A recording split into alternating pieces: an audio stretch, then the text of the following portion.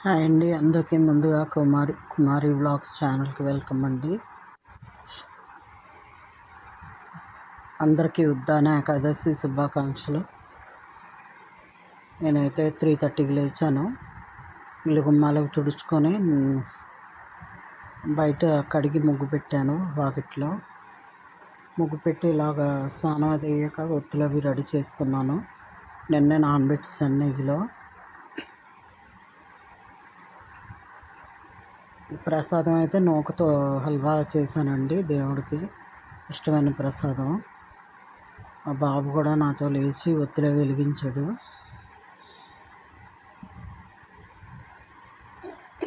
ఇంకా ఉసిరి దీపాలు అవి ఇలా పెట్టుకున్నాను.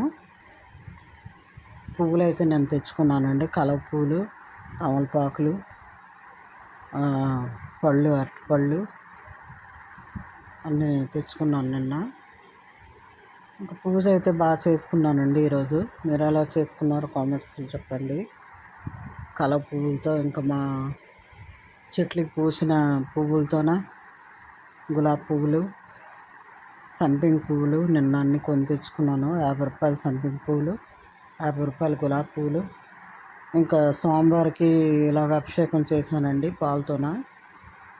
అభిషేకం చేసి ఉసిరి దీపాలు పెట్టుకున్నాను. పిండి ప్రమిదలు, తులసి దళాలతో, మారేడు పత్రితో, రేంగి పళ్ళు అన్నీ తెచ్చుకున్నాను. నిన్న దేవుడికి నైవేద్యం అయితే పెట్టి కొబ్బరికాయ కొట్టాను. చాలా బాగా చేసుకున్నాను వాళ్ళ పూజ. నెయ్యి దీపాలు వెలిగించుకున్నాను. పాలు మరబెట్టి దేవుడికి పాలు అయితే నైవేద్యం పెట్టాను. కొంచెం నూకతో హల్వా చేశాను. నెయ్యి, జీడిపప్పు అన్నీ వేసి. ఇంకా అది వీడియో తీయలేదండి.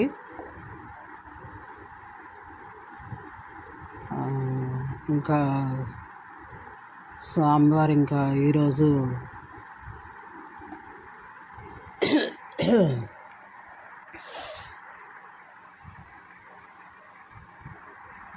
ఉత్తాన ఏకాదశి అంటే ఈరోజు స్వామివారు నిద్ర మేల్కుంటారు. బృందావనంకి వచ్చి బృంద అనబడే తులసిని కళ్యాణం చేసుకుంటారండి రేపు. అదే ద్వాదశి అంటారు, చిలకల ద్వాదశి. ఉసిరి కొమ్మ పెట్టి తులసి కొమ్మలో పెళ్లి చేస్తారు కదా, చాలా బాగా చేస్తారు. మనకి ఎన్ని కావాలన్నా అన్ని దీపాలు పెట్టుకోవచ్చు, ఉసిరి దీపాలు అన్నీను. ఇంకా వీడియో రేపు అప్లోడ్ చేస్తానండి, పూజ ఎలా చేశాననేది.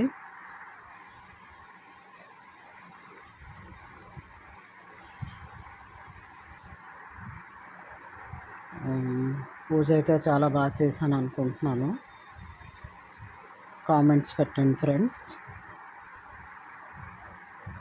అట్టి డప్పులు అన్నీ తెచ్చించుకున్నాను నిన్నే.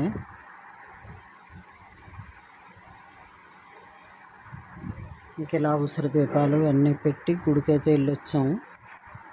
వెంకటరమణకి గుడికి వెళ్ళామండి. గుడి అయితే ఖాళీ లేదు, చాలా జనం ఉన్నారు ఈరోజు. వేరేగా లైన్ పెట్టారు, 100 రూపాయల టికెట్. మేము అక్కడికి వెళ్ళిపోయాము.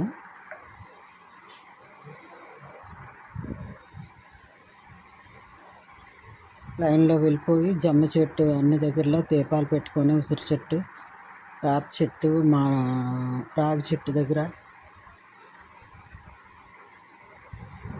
ఒత్తులు అయితే వెలిగించుకున్నాను.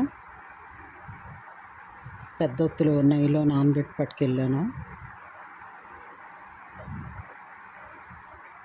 ఇంకా స్వామివారిని చూస్తే కళ్ళు పండగగా అనిపించిందండి.